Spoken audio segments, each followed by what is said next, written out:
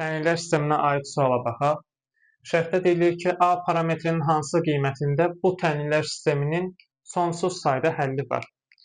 Biz bilirik ki, qaydaya görə A1x üstəgəl B1y bərabərdir C1, bir də A2x üstəgəl B2y bərabərdir C2 olarsa və A1 böl A2 bərabərdir B1 böl B2, o da bərabərdir C1 böl C2 şərti ödənərsə, onda bu tənliklər sisteminin sonsuz sayda həlli var.